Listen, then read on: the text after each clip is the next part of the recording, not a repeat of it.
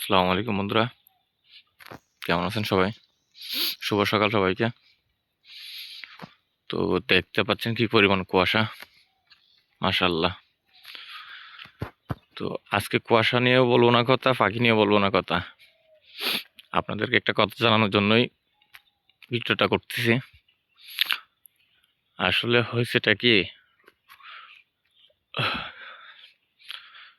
এই যে পুকুর দেখতেছেন, এই যে জায়গা দেখতেছেন, এগুলো এগুলো আমার না, বলতে আমার আন্টির আর কি। তো আমার আম্মু যেহেতু ক্যান্সার আক্রান্ত, তো ওই কারণে চিকিৎসার কারণে এখানে আসা মূলত। তো একটা দুঃখের বিষয় হলো, আমার আম্মু এখন লাস্ট স্টেজে আছে। তো আল্লাহ বাঁচায় রাখুক ওনাকে, এটাই দোয়া করি। আপনারা সবাই দোয়া করবেন। আর পাখি তবে অনেক পালতে পারবো, সমস্যা নাই। মূল সমস্যা হচ্ছে কি জানেন, যে রাস্তাটা দেখতেছেন, একটা বাড়ি আছে এখানে। এবারে কিছু মানুষ আছে আমার পিছনে লেগে গেছে। ওরা ওরা ভাবছে কি জানেন, মানে আমি এগুলা সম্পত্তিগুলা, মানে আমার আন্টির সম্পত্তি যেগুলো আছে, প্রচুর পরিমাণ সম্পত্তি আছে ওনার। তো আমি চাইলেও বিসমিল্লাহ এগুলো সাইফুল ভাইয়ের মতো একটা খামার করতে পারতাম বা চাষাবাদও করতে পারি। তো ওরা মনে করতে ভয় পাচ্ছে কি, ওরা তো এতদিন বুক করছে, তো এখন হয়তোবা আমি এগুলো বুক করতে আসছি, চলে আসছি, বা আমার আন্টি নাকি আমাকে দিয়ে দেয় ফ্রিতে, মানে বুক করার জন্য বা কিছু একটা করার জন্য আর কি।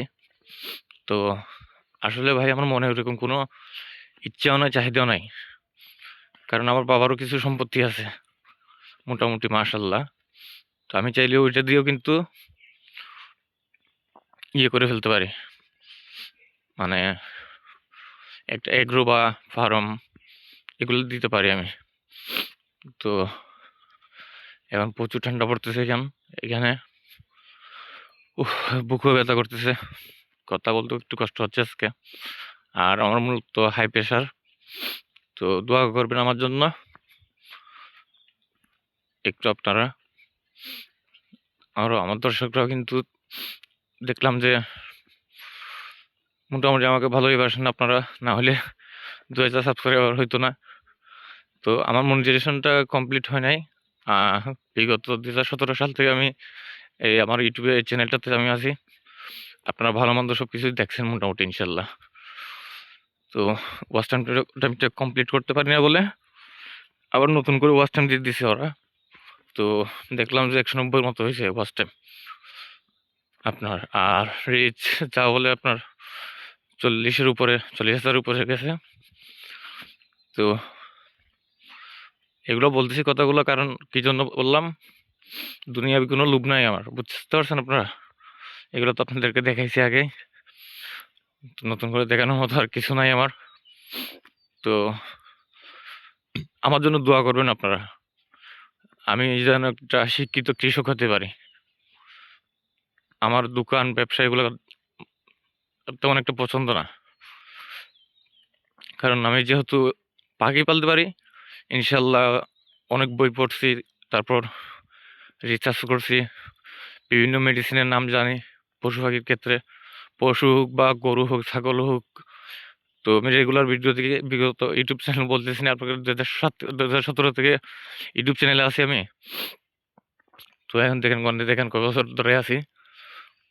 তো বাদ দিনে আমি একটু ভিডিও করা, কিন্তু আল্লাহ জানে কি কারণ ওয়াচ টাইম ফেসবুক ইউটিউবে কেটে নিচ্ছে বা মনিটাইজেশন দেয় নাই। 4000 ঘন্টার উপরে কিন্তু আমি ফিল আপ করে ফেলছিলাম শুধু একদিনের জন্য, মানে হয় নাই, মানে একদিনের জন্য ওরা পিছিয়ে গেছে। তো যা ওয়াচ টাইম আছে কেটে নিচ্ছে উল্টো। আচ্ছা যাই হোক, ওরা সিস্টেম বাদ দেন, আমরা আমাদের মতো চলি, আর ওরা ওদের মতো চলুক, এটাই আর কি। তো একটা জিনিস কষ্ট লাগে আর কি, যখন আপনি একটা কিছু পালেন 4-5 বছর ধরে একটা বাচ্চা থেকে, তো ওটার প্রতি অবশ্যই একটু মায়া চলে আসে। আমি এখানে বসবো একটু, তো আপনার কথাগুলো একটু মনোযোগ দিয়ে শুনবেন আশা করি। তো ভিউটা দেখেন, আসলে আমার ঠান্ডা লাগে না তেমন একটা, বাট বুকের মধ্যে ব্যথা করে। কারণ আমি হার্টের একটু পেশেন্ট আছি। তো আমার জন্য দোয়া করবেন আপনারা, কারণ হাই প্রেশারের রোগীর যেকোনো সময় স্ট্রোক করতে পারে। তো ভিডিওটা বেশি লম্বা হয়ে যাবে হয়তোবা। আর বিশেষ করে তাসির ভাই, কাশিম কাজী ভাই, শাওন ভাই, তারপর আরেকজনের নাম দিবার্স লাভার ভাই। তো আপনারা মোটামুটি আমাকে যেভাবে উৎসাহ দেন, মাশাল্লাহ, আপনাদের জন্য আমি আছি ইউটিউবের মধ্যে ঠিক এখনো। তো আরো যারা আছেন, নাইম শেখ ভাই, তারপর ওনারা পাখি গুচ্ছে, পাখি দিতে পারি নাই আসলে। কেন ভাই?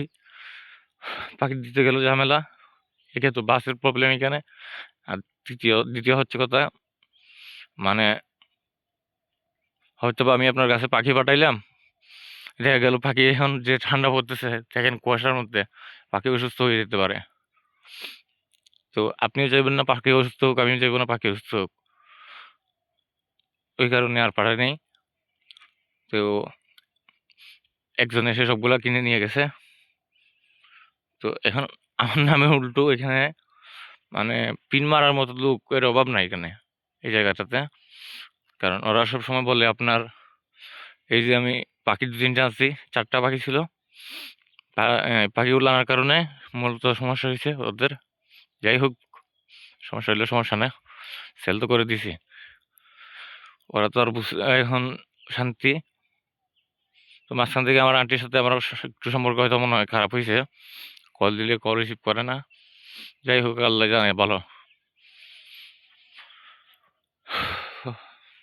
আচ্ছা দর্শক, ভালো থাকবেন আপনারা সবাই, আমার জন্য দোয়া করবেন। আর আপনাদেরকে যে কথাগুলো বললাম, মনের দুঃখ থেকে বললাম, যে আমার গলাটা একটু ভাঙা লাগতেছে আজকে। ইনশাল্লাহ আরেকটা চ্যানেল খুলবো আমি, দেখি কি হয়। সবাই ভালো থাকবেন, সুস্থ থাকবেন, আল্লাহ হাফেজ। আমার জন্য দোয়া করবেন, আপনাদের জন্য আমি দোয়া করবো ইনশাল্লাহ। সবাই সুস্থ থাকবেন, আল্লাহ হাফেজ।